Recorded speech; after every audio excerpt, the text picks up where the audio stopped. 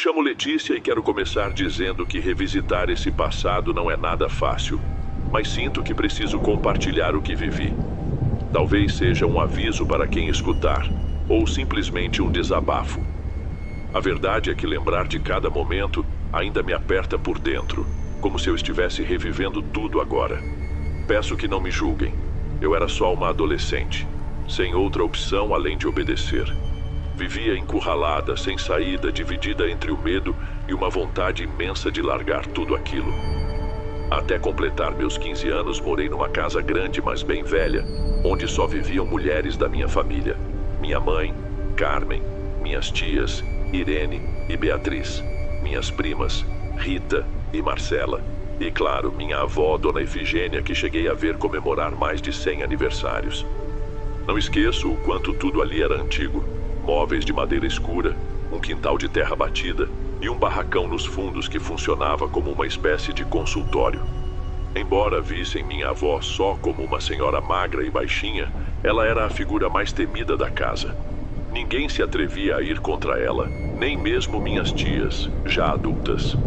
Eu cresci ouvindo cochichos e percebendo um clima pesado, mas criança acha normal até o que é esquisito. Para mim, não tinha nada de estranho ver gente chegando a qualquer hora do dia ou da noite, chorando ou ansiosa, e seguindo direto para um quarto atrás da casa. A gente chamava aquele lugar de Salinha dos Fundos, e a porta de madeira vivia trancada. No começo, pensei que minha avó fosse parteira ou benzedeira, porque muita gente saía de lá amparada pelos outros, parecendo esgotada e com o rosto marcado pela dor. Só que perto de fazer 13 anos, Dona Efigênia me chamou e disse que eu já estava na idade certa para entender o que realmente rolava. Minha mãe até tentou protestar, discutiu com minha avó, falou que não queria que eu visse nada daquilo, mas todo mundo sabia que a palavra final era sempre da velha. Então lá fui eu, de mãos dadas com aquela senhora de cabelos finos e enrugados, que me segurava com uma força assustadora. Quando entrei na salinha pela primeira vez, reparei nas paredes escuras e nas cadeiras de metal encostadas num canto. Tinha uma mesinha com o tampo todo desgastado, onde minha avó costumava sentar, um banquinho para quem chegasse e só um lampião em cima da mesa. Presas nas paredes por pregos enferrujados, havia várias tiras de papel cheias de símbolos e letras impossíveis de entender, escritas em tintas de cores diferentes. Ela apontou para aquilo e falou baixinho. É assim que mantenho tudo sob controle, uma forma de proteção. Fiquei sem saber o que dizer. Não entendia quase nada, mas não podia mostrar isso. Então ela abriu o assoalho num canto do cômodo, revelando um espacinho estreito, parecendo um porão minúsculo. Tirou de lá uma caixinha coberta por um pano velho. Quando abriu, vi uns objetos estranhos. Galhos secos, vidrinhos com líquidos turvos e uns frascos com folhas e raízes. Aquele cheiro forte e meio adocicado invadiu o ar. Agora você sabe, disse ela me encarando. Tem gente que me chama de muita coisa, mas no fim só faço o que me pedem. Às vezes querem que outra pessoa sinta dor. Às vezes querem segurar alguém num namoro ou casamento. O que interessa é que me pagam bem. Fiquei assustada, mas também curiosa. Perguntei quase de forma ingênua. Então a senhora cura as pessoas? Ela me olhou impaciente, como se eu tivesse falado a maior besteira do mundo. Não curo ninguém, menina, só faço o que os outros não têm coragem de fazer. Você não é igual às outras da família. Elas todas me temem, mas você vai aprender. Se quiser continuar viva aqui, precisa entender. No começo não saquei bem o que ela queria dizer, mas nas semanas seguintes passei a ficar colada na minha avó, reparando em quem entrava e saía de madrugada. Uma vez chegou um rapaz cheio de marcas de briga nas costas, querendo se vingar do cara que tinha batido nele. Minha avó ofereceu um preparado de ervas e algo que ela chamava de fio trançado, um barbante que dizia estar carregado de uma carga de dor. Explicou que sempre que ele quisesse passar aquela dor para o outro, só precisava amarrar o fio no próprio braço por 10 segundos. Segundo ela, o agressor ia passar a noite inteira se contorcendo. Pode parecer exagerado, mas quem procura a gente não tem limite, era o que ela me dizia quando eu perguntava alguma coisa. Com o tempo ficou claro que não havia a menor intenção de curar ou ajudar ninguém. Era tudo movido por rancor, inveja ou vingança. Parecia que minha avó tinha virado uma espécie de bruxa que resolve problemas. E quem vinha atrás dela pagava caro para fazer o mal. Só não entendi por que ela me deixava ver tudo aquilo, se dentro de casa minha mãe e minhas tias nem tocavam no assunto. Aos poucos, percebi que minha avó me tratava melhor que todo mundo. Separava minha comida, perguntava dos meus estudos, falava que eu precisava ficar forte. Era esquisito receber esse tipo de cuidado de alguém que causava tanto pavor. Minhas primas me olhavam atravessado, morrendo de ciúme ou sabe-se lá do quê. Ficava claro que elas também tinham medo, porque pelas costas diziam: ela vai acabar igual a Dona Efigênia. Uma noite minha avó me chamou com uma pressa que eu nunca tinha visto. Já passava das 11 horas e todo mundo em casa dormia. Ela mandou eu vestir um casaco e me levou até o portão. Ficamos paradas ali por quase 20 minutos até que vi alguém surgindo na esquina. Uma moça com os olhos inchados de tanto chorar, carregando um bebê que parecia dormir. Quando ela chegou perto, minha avó só balançou a cabeça, como se já esperasse. Entra, vamos conversar lá nos fundos, disse Dona Efigênia de um jeito seco e direto. A mulher foi atrás da gente meio sem jeito. Lá na salinha notei que ela tremia, talvez de frio, talvez de medo. Naquela luz amarelada do lampião ela explicou: preciso que meu ex-marido pare de perseguir a gente. Estou sem sossego há quase 2 anos. Ele fica falando que, se eu não voltar para ele, vai tomar meu filho de mim. Fiquei encolhida na cadeira sem saber se devia mesmo estar ali. A moça continuou: me falaram que a senhora resolve esse tipo de coisa. Se ele não parar, quero que sinta tudo que eu passei. Minha avó só balançou a cabeça, abriu de novo o buraco no assoalho e mexeu naquela caixinha. Pegou uma fita escura, umas ervas e pediu que a mulher descrevesse o ex-marido. Depois, olhou para o bebê no colo e fez algo que me fez gelar por dentro. Pediu para segurar a criança. Se ele não parar, você já sabe o que acontece, disse minha avó pegando a mãozinha do menino. Mas pense bem, porque depois não adianta reclamar das consequências. A mulher titubeou, chorou mais um pouco, mas acabou aceitando. Pagou metade em notas amassadas e saiu, com instruções para voltar dentro de 3 noites. Nessa hora perguntei: por que a senhora quis segurar o bebê? Dona Efigênia só respondeu: porque às vezes o que me pedem cobra um preço maior do que eu dou conta. Esses trabalhos podem atingir muito mais gente do que só o alvo. E eu preciso checar certas energias. Não entendi muito bem o que ela quis dizer, mas percebi que fazia esse tipo de análise antes de aceitar certos pedidos. E quanto mais pesado fosse o pedido, mais ela parecia sofrer depois. Porém, nunca explicava que tipo de sofrimento era. Até o dia em que vi pela primeira vez Dona Efigênia sendo tratada por um homem que a gente chamava de Dr. Silas. Ele apareceu de madrugada, entrou sem bater, carregando uma maleta. Minha avó estava sentada, respirando com dificuldade, e me chamou para entender o que realmente significava pagar o preço. Fiquei ao lado dela, muda, e vi uma cena que me arrepiou. Dona Efigênia levantou a barra da saia e no lugar de uma perna havia só um coto enfaixado com manchas escuras.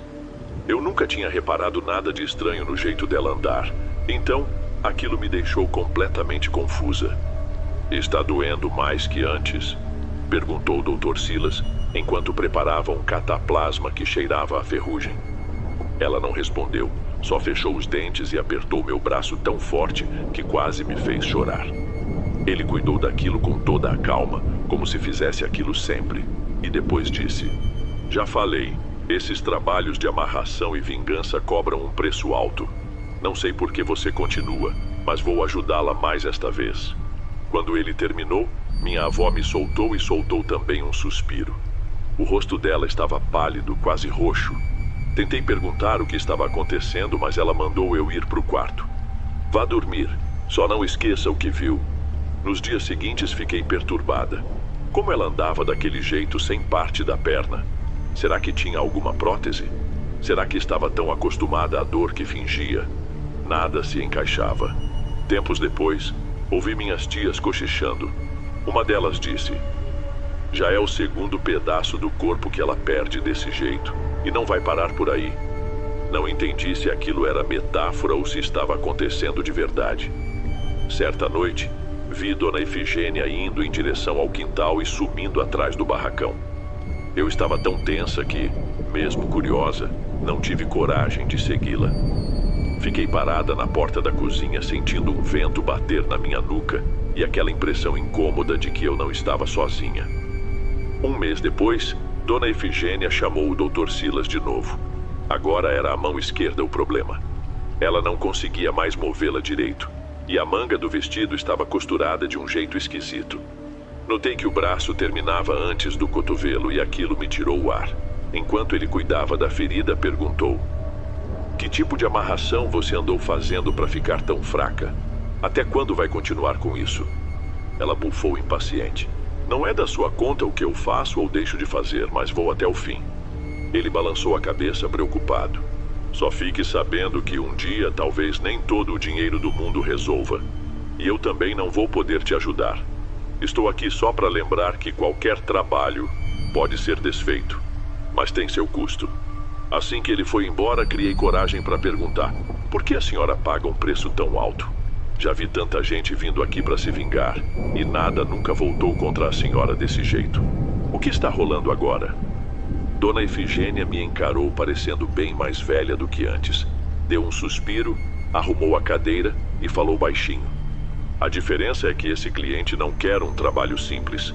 Ele veio de longe e trouxe algo que nem eu consigo controlar. Estou ganhando uma grana pesada, mas também veio uma carga junto, e parte de mim está indo embora. Tentei insistir, mas ela deu um tapinha de leve na minha mão e pela primeira vez vi um ar de arrependimento no olhar dela. Só entenda que nosso sangue é marcado. Talvez você seja a única que possa fugir disso um dia. Eu? Não tenho saída. Nos dias seguintes, a casa ficou com um clima ainda mais pesado. Minhas tias e primas nem chegavam perto da salinha. Minha mãe parecia querer me proteger, mas não tinha muito o que fazer. Então, numa madrugada, ouvi o ronco de um motor forte parando em frente ao portão. Espiei pela fresta da janela e vi uma caminhonete enorme. Saiu dela um homem com roupa simples, mas com uma postura que intimidava. Vi que a placa era de outro lugar, mas não dava para saber de onde exatamente. Minha avó já estava de pé na sala, como se esperasse por ele. Não quero que minha neta escute isso, ela disse firme. O homem deu de ombros, entrou com ela na salinha e trancou a porta. Fiquei encostada na parede tentando ouvir. Só pegavam uns murmúrios, mas entendi algo sobre prender alguém para sempre e uma criança. Foi a primeira vez que senti um medo real de Dona Efigênia. Se ela estava literalmente perdendo partes do corpo, era porque aquele pedido era mais sombrio do que qualquer briga de casal. No dia seguinte, achei minha avó abatida, quase com febre. Tentei saber o que era, mas ela só sussurrou: não é algo que te interesse. Só me promete que quando chegar a hora você não vai ficar aqui. Minha vontade era gritar, pedir para ela explicar melhor, mas me faltou coragem. De noite, vi o homem da caminhonete indo embora, levando um envelope cheio e exibindo um sorriso que me embrulhou o estômago. Um silêncio pesado tomou conta da casa nos dias seguintes. Dr. Silas voltou outra vez e percebi que fez mais uma amputação na minha avó. Talvez fosse o braço direito, talvez outra parte. Foi quando entendi que cada trabalho pesado que ela pegava fazia algum pedaço dela sumir, de um jeito assustadoramente real. Não demorou para ela me chamar de novo até a salinha. Dessa vez, não tinha ritual nenhum. Ela só me encarou e disse: não se iluda, vão querer que você siga meus passos. E se um dia aparecer alguém com dinheiro bastante, entenda que sua vida vai estar em jogo. Foram as últimas palavras que ouvi dela. Pouco depois, minha mãe deu um jeito de me tirar dali, sem que minhas tias reclamassem. Fomos embora sem alarde e nunca mais demos notícia. Na hora de partir, só escutei a porta dos fundos ranger. Senti que minha avó me olhava pela fresta, mas não saiu para se despedir. Não me arrependo de ter saído, mas até hoje lembro daquele olhar da minha avó, que ao mesmo tempo parecia firme e cheio de medo. Nunca tive certeza se aquilo tudo era bruxaria de verdade ou algum tipo de farsa que passou por gerações. Só sei que muita gente pagou caro para espalhar dor e resolver seus ciúmes e ódios. E que no caso de Dona Efigênia, o preço final foi alto demais.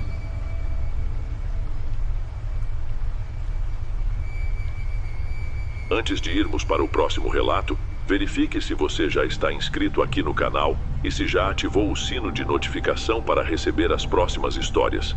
Aprecio sua companhia e seu apoio faz toda a diferença. Bem, vamos continuar.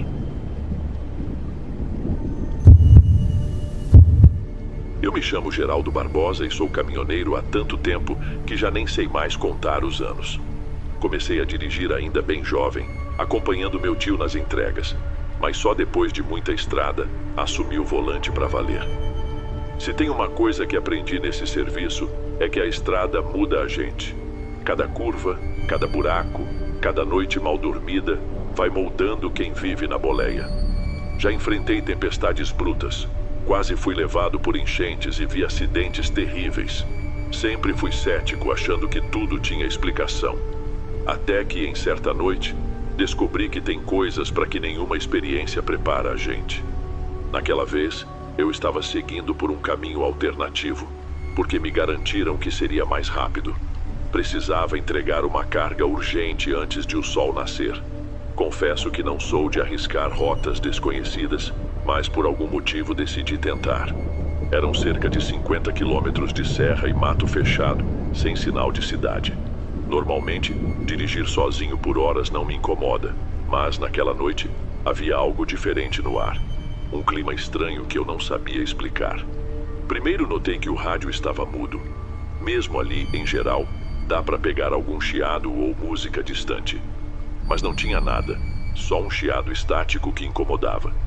Para me manter acordado, eu tomava café e mascava chiclete de hortelã. O sono era forte, mas a obrigação da entrega falava mais alto. A cabine, que eu conhecia de cor, parecia estranha, quase o palco de um suspense que eu não entendia. Do lado de fora, a lua se escondia atrás de nuvens pesadas e a estrada era um tapete preto iluminado pelos meus faróis. Foi então que vi pelo espelho lateral uma sombra que surgiu e sumiu em segundos. Podia ser algum bicho, talvez capivara ou cachorro de estrada, mas meu coração disparou. Não costumo me assustar fácil, mas aquele movimento relâmpago fez eu sentir um desconforto que não sei descrever bem. Segui em frente, tentando me convencer de que era só cansaço.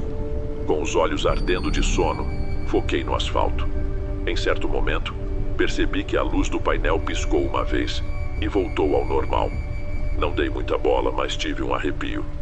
Mesmo simples, aquilo pareceu um sinal de que algo não ia bem.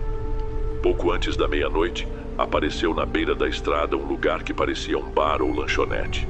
A placa estava gasta, não dava para ler direito, e o mato ao redor era alto. Eu não planejava parar, mas a sede e a vontade de esticar as pernas me fizeram frear. Se tivesse alguém ali, talvez eu conseguisse um café ou um minutinho de descanso. Desliguei os faróis, puxei o freio de mão e desci, sentindo o ar noturno bater no rosto. A entrada parecia abandonada, pintura descascada, janelas quase caindo. Empurrei a porta de madeira que rangeu como se reclamasse de ser aberta. Lá dentro, a iluminação era fraca e o silêncio ainda mais forte do que lá fora. Mas tinha um cheiro de comida recém-feita que me deu fome. Segui o aroma e, em poucos passos, cheguei a um salão com poucas mesas. Só uma estava ocupada por um senhor de aparência frágil, olhar distante e postura cansada. "Boa noite, meu amigo." Cumprimentei, tentando soar confiante, embora meu coração estivesse acelerado. Ele levantou os olhos devagar. Uma lâmpada amarelada tremeluzia acima dele, projetando sombras estranhas em seu rosto. "Quem é você?" perguntou com a voz rouca. "Sou motorista, estou só de passagem. Queria um café, se tiver, ou alguma coisa para comer. Tô rodando nessa estrada desde o fim da tarde." O homem fez cara de quem não sabia se confiava em mim.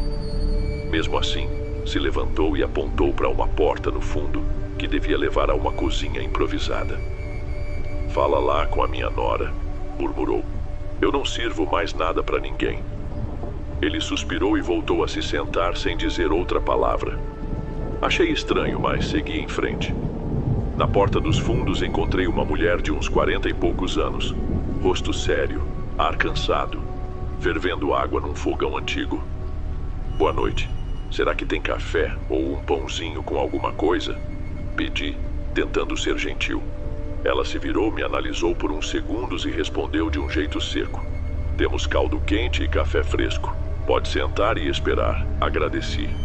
Aquele lugar tinha um clima desconfortável, mas eu estava morrendo de sede. Voltei para o salão e sentei de frente para o senhor, que continuava olhando para o nada. Ficamos ali em silêncio até que ele falou bem baixinho. Você sabe que essa estrada não é igual às outras, né? O que quer dizer com isso? Perguntei, franzindo a testa. Muita coisa ruim já rolou por aqui. Ele continuou, encarando algum ponto além das paredes. Há muito tempo, tropeiros usavam esse caminho. Dizem que houve uma tragédia. Ninguém explica direito. Mas desde então tem alma que não encontra sossego. Eu sentia um calafrio me invadindo, mas tentava não demonstrar. Já tinha ouvido histórias macabras antes, mas nada que parecesse tão pesado. Ver aquele senhor tão abalado mexia comigo. A mulher veio da cozinha com uma tigela de caldo quente e uma xícara de café. Parecia pouco à vontade para ser simpática, mas pelo menos cozinhou algo. Enquanto eu tomava o café, tentava não pensar no clima esquisito. O homem continuava me olhando. Em certo momento tossiu e disse algo que me deixou perturbado. Os errantes do breu andam por aí, querem companhia, querem que mais gente se junte a eles. A mulher largou a colher e correu até a mesa, lançando um olhar de reprovação para o velho. Chega, vô, já falei para parar de assustar as pessoas. Isso é só lenda. Lenda ou não, você sabe que eles aparecem nas noites sem lua e chamam quem não tem juízo. Rebateu o velho, num tom amargo. Ela revirou os olhos e se dirigiu a mim. Não liga para as histórias dele. Faz anos que ele repete isso para qualquer viajante. Não deixa o medo te travar. É só seguir em frente. Mas não adiantava. A ideia de algo vagando na escuridão já tinha grudado na minha cabeça. Fiquei quieto. Terminei o caldo e fui até a cozinha pagar. Tirei o dinheiro, mas ela recusou. Disse que não tinha troco e que não precisava. Agradeci, meio sem graça. Antes de ir embora, olhei mais uma vez para o senhor sentado. Ele me encarou e falou baixo. Se ouvir barulhos estranhos ou ver gente na beira da estrada, não pare. Vão tentar te convencer, mas nunca abra a porta para eles. Não respondi, só saí de lá. Voltei para o caminhão, respirando fundo para recuperar a calma. A boleia ainda tinha aquele cheiro conhecido de borracha e graxa, um certo conforto. Virei a chave, o motor pegou de primeira e foi um alívio ouvir aquele ronco familiar. Só que ao ligar os faróis, notei algo que me deixou arrepiado. Havia marcas de pegadas em volta do caminhão, como se alguém tivesse dado a volta enquanto eu estava no bar. Fazia dias que não chovia, então as marcas estavam bem definidas, indo e vindo perto das rodas. Podia ser qualquer pessoa curiosa, mas o contexto todo tornava aquilo bem sinistro. Mesmo assim, segui adiante, sem dar espaço para o medo. Precisava terminar a viagem. Se parasse ali, ia atrasar a entrega. No caminho, o vento balançava as copas das árvores, sussurrando de leve. Lá pela 1 da manhã, o sono já pesava, mas eu ainda tinha uns 30 quilômetros até a rodovia principal. De repente, pelo retrovisor, vi algo que quase fez meu coração sair pela boca. Uma figura humana muito rápida atravessou a estrada lá atrás, mas pelo vidro lateral não vi nada. Por impulso, freiei e olhei com atenção. Nenhuma alma viva. Tentei me convencer de que era só minha vista cansada. É o cansaço. É só o cansaço. Falei para mim mesmo, tentando me acalmar. Acelerei de novo. O silêncio dentro da cabine parecia me sufocar. Então liguei o rádio, torcendo para achar alguma estação local. Tudo que consegui foi um chiado fraco que logo virou estática. Ainda assim deixei ligado porque até aquele ruído me soava melhor do que o silêncio completo. Não demorou para a tensão voltar. Vez ou outra eu sentia que alguém, ou algo, estava me acompanhando. Olhar para o espelho era um ato de coragem. com medo de ver mais do que uma estrada vazia. O vento, cada vez que batia, parecia cochichar no meu ouvido. Para manter a concentração, abria e fechava o vidro, respirando o ar noturno e tentando mandar as ideias ruins embora. Depois de um tempo, avistei um vulto na beira da estrada, um ponto branco iluminado pelo farol. Desta vez, não parei. Passei reto, mas não pude evitar olhar de rabo de olho. Era uma pessoa? Um boneco? Não sei. Aquele negócio estava parado, imóvel, sem se mexer nem com a passagem do caminhão. Quando olhei pelo retrovisor, não vi mais nada. Senti um arrepio forte e comecei a suar, mesmo com o tempo fresco. Lembrei da história do velho sobre os errantes do breu. Podia ser invenção dele, mas eu não conseguia tirar da cabeça a sensação de que algo muito real estava acontecendo. A madrugada seguia, e eu me forçava a continuar. Não pensava em parar outra vez. Mas, de repente, um barulho de pancadas surdas veio da traseira do caminhão, como se alguém chutasse a lataria. O ruído foi tão forte que quase perdi o controle da direção. "Quem tá aí?" Gritei, sabendo que resposta nenhuma viria se fosse verdade. Estacionei no acostamento, coração a mil. Peguei a lanterna e desci para olhar. A tampa do baú estava no lugar. Dei uma volta, iluminando tudo, mas não vi sinal de gente ou bicho.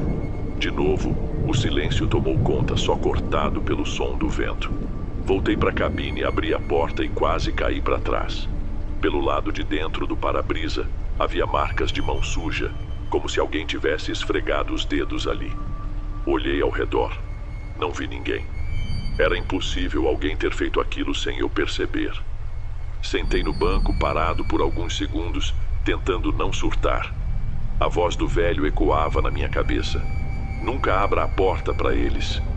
E eu lá, com a porta destrancada. Tranquei na hora. Virei a chave, e o caminhão saiu como se também quisesse fugir daquele lugar. Alguns minutos depois, finalmente vi algo brilhando lá na frente. Parecia fogo ou faróis em cima de pedaços de metal. Não dava para entender muito bem. Cheguei mais perto e vi a cena de um acidente sério.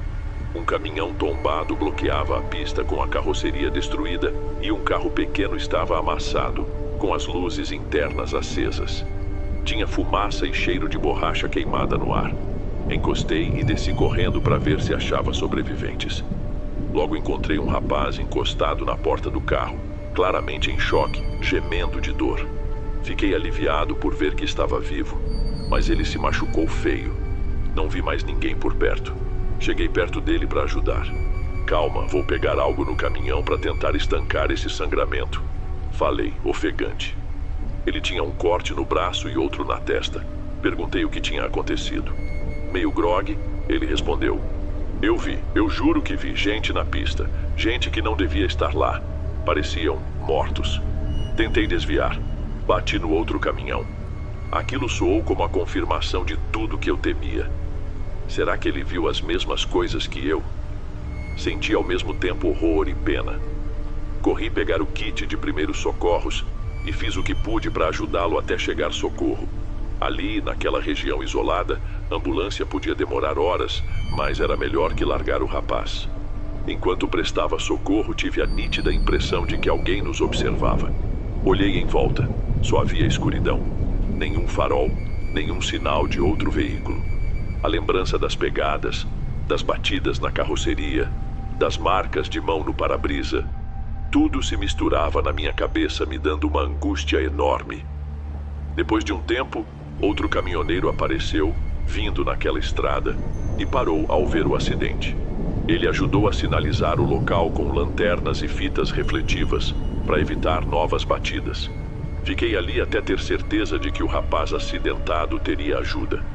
Mesmo exausto, eu ainda precisava cumprir minha entrega. Antes de ir, esse segundo caminhoneiro, que parecia conhecer a região, me falou algo curioso. "Já ouvi falar de uma história estranha por aqui. Muita gente diz que enxerga coisas na pista e acaba batendo. Nunca dei muita atenção, mas, sei lá, achei que fosse boato." Agradeci, voltei para o meu caminhão e saí quase fugindo da cena. Meu coração estava a 1000 a cada quilômetro. A ideia de ser seguido por algo que eu não conseguia explicar fazia meu suor escorrer. mas não podia largar a carga. Fui em frente, ignorando qualquer coisa que aparecesse na minha visão lateral. Não tirava os olhos da faixa central. 2 ou 3 vezes, vi formas estranhas no acostamento, mas segui firme, lembrando do conselho do velho. Não abra a porta, não pare, não escute o que chamarem. Finalmente cheguei ao destino quando o dia já clareava.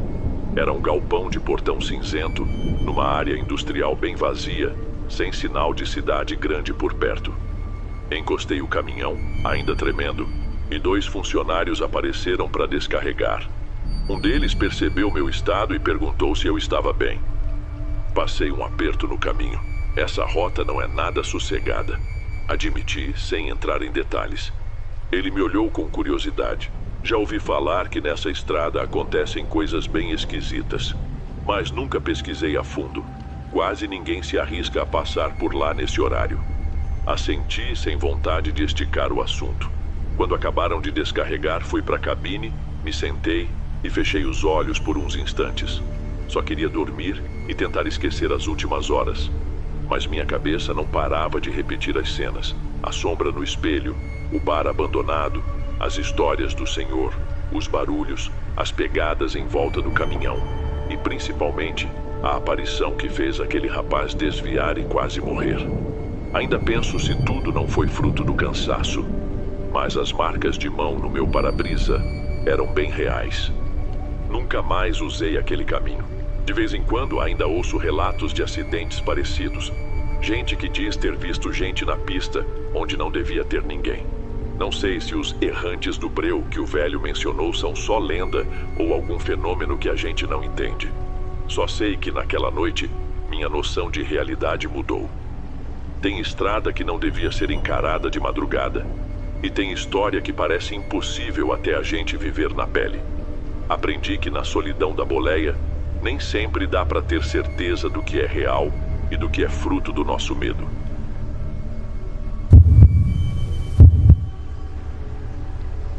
Passei minha infância numa comunidade rural, cercada por uma mata fechada, onde cada curva da estrada parecia guardar algum mistério.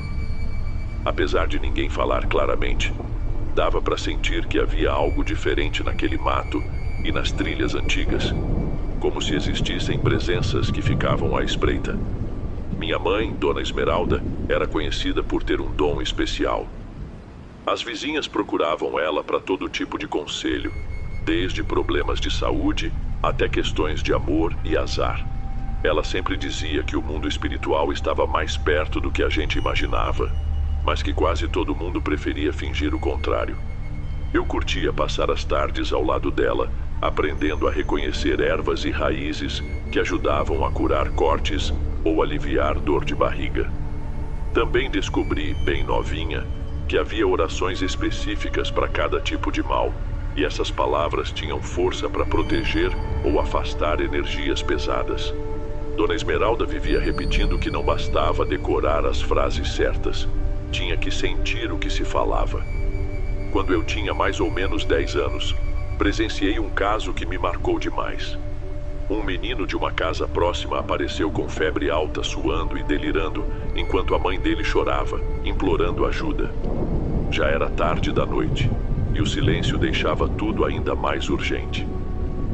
Pegue essa mistura de ervas e macere no pilão, ela disse, firme, me estendendo um punhado de folhas escuras. Depois ferva a água no fogão de lenha. Vou precisar de você aqui, meu bem.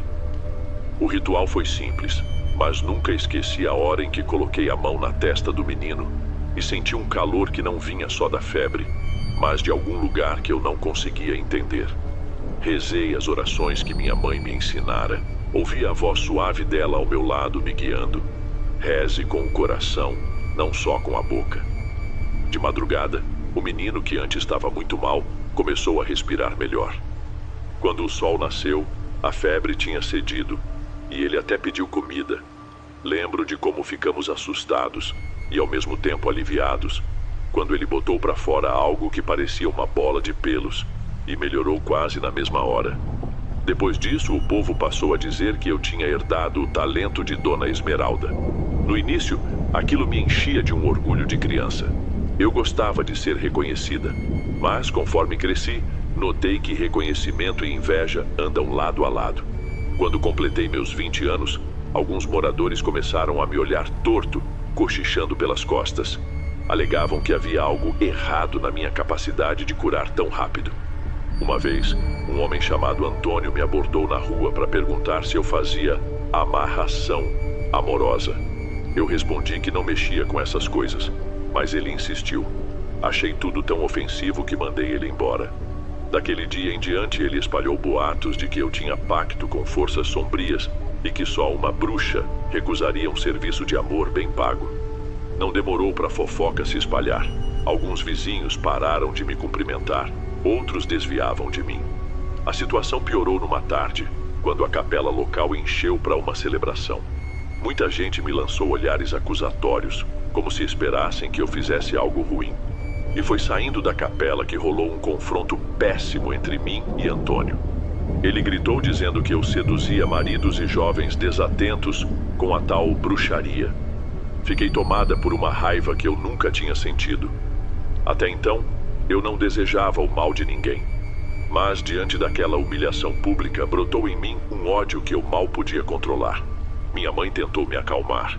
Dona Esmeralda, já idosa, pediu que eu não deixasse a maldade alheia me contaminar. Mas, pouco depois, ela faleceu.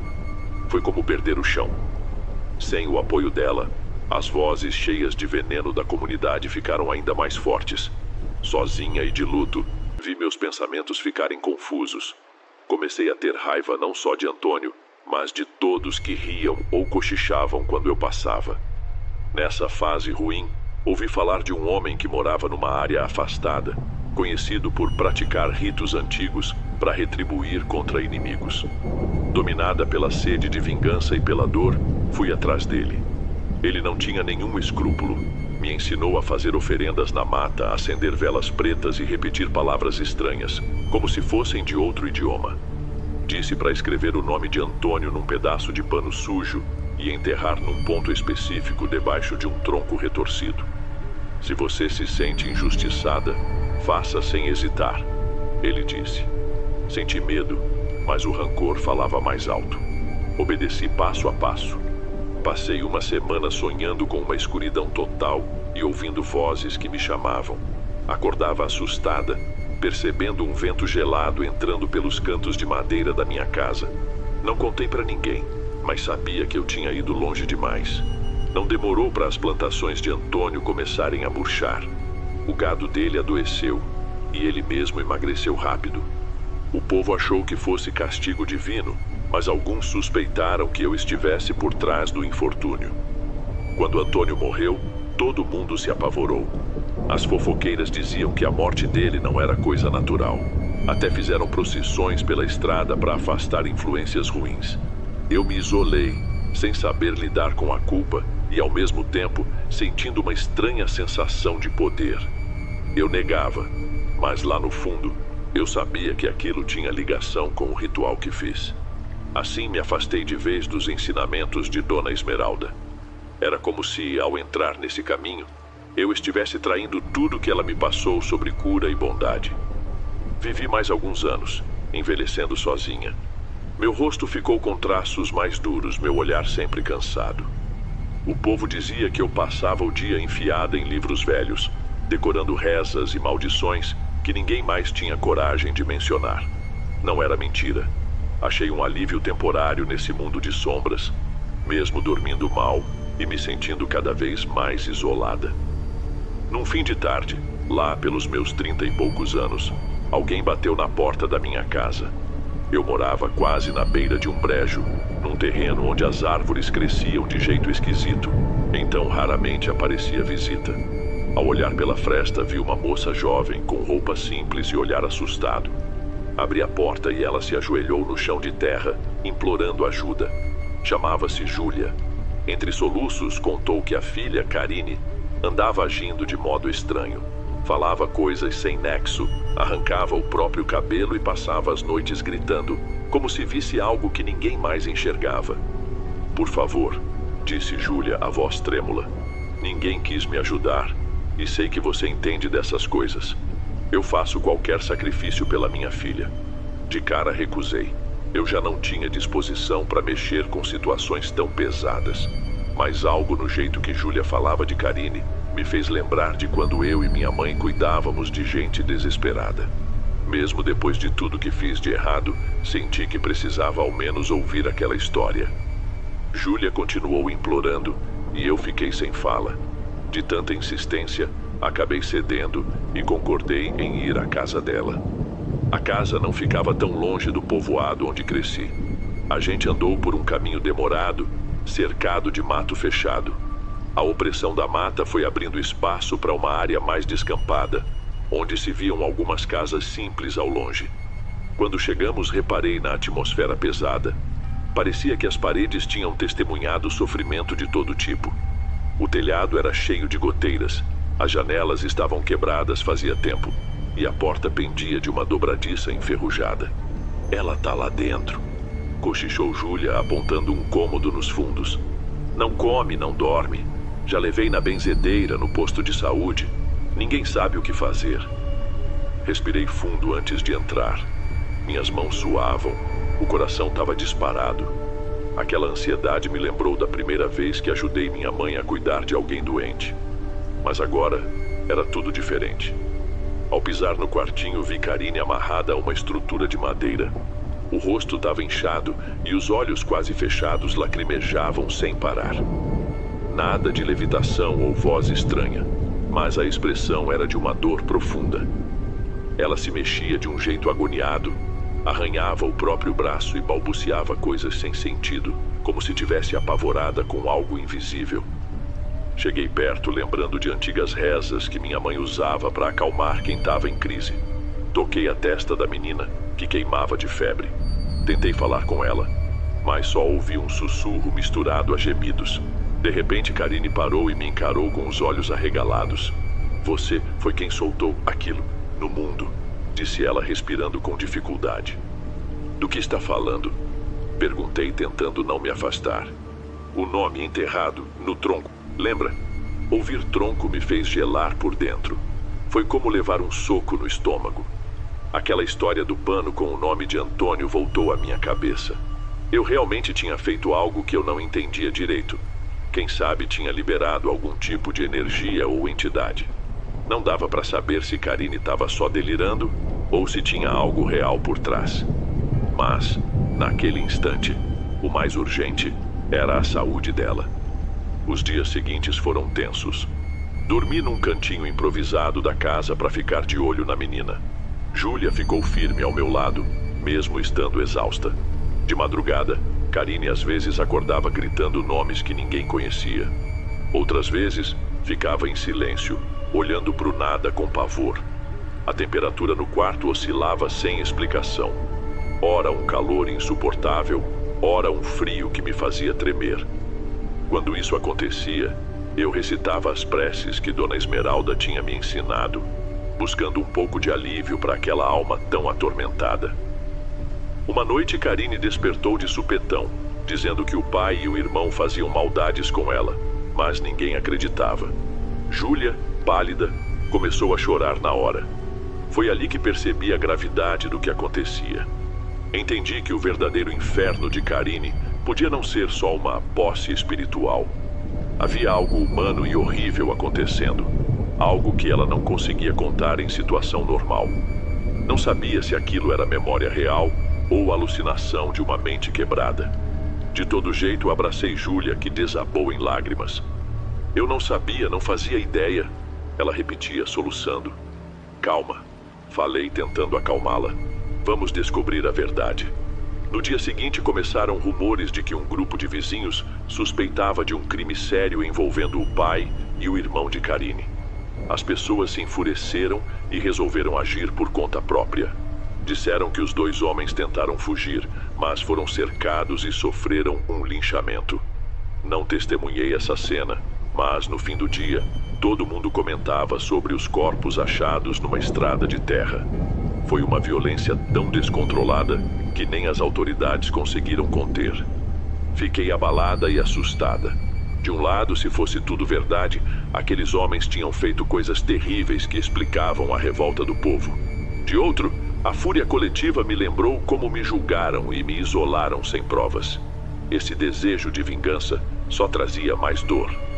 Com o passar dos dias, Karine foi recobrando a fala e reduziu as crises de febre, conseguindo dormir um pouco melhor. Nesse período, fiquei pensando em tudo que rolou com a gente. A gente viu coisas muito estranhas, mudanças súbitas de temperatura, vozes que pareciam vir do nada, referências ao ritual que fiz. Mas também dava para encaixar tudo num trauma pesado, fruto do que Karine tinha vivido com a própria família. Eu acreditava que ela precisava de cuidado médico, ajuda psicológica e um lugar seguro, bem longe de quem a fez sofrer. Ainda assim, parte de mim achava que havia algo além do simples trauma. Talvez, de algum modo, aquela maldade que invoquei no passado tivesse alimentado a dor de Karine. Na prática, já não importava se os fenômenos eram reais ou sugestão coletiva. O que me doía era pensar que anos antes eu plantei uma semente de negatividade ao enterrar o pano com o nome de Antônio. Era como se eu tivesse aberto espaço para que o pior das pessoas se manifestasse, gerando ódio e retaliações sem fim. Lembrei das noites em que fiquei sozinha, sentindo que alguma coisa rondava meu casebre. Talvez fosse apenas culpa, ou talvez existisse de fato uma força invisível. Depois que Karine melhorou bastante, achei que meu trabalho ali tinha acabado. Não vou mentir, parte de mim quis ficar para continuar ajudando a menina e tentar compensar o que fiz de errado. Mas minha presença incomodava muitos moradores que ainda me chamavam de bruxa e achavam que eu só trazia azar. Então juntei minhas poucas coisas e me despedi de Júlia e de Karine. A garota, já sem as cordas, me deu um abraço tímido. No olhar dela dava para ver uma mistura de esperança e dor. Obrigada, foi tudo o que ela disse. Saí dali com o coração pesado, mas também sentindo que, de alguma forma, consegui fazer algo bom em meio a tanto caos. As injustiças naquela região continuavam, assim como os boatos e as feridas abertas. Mas talvez eu tivesse recuperado um pouco do que Dona Esmeralda me ensinou.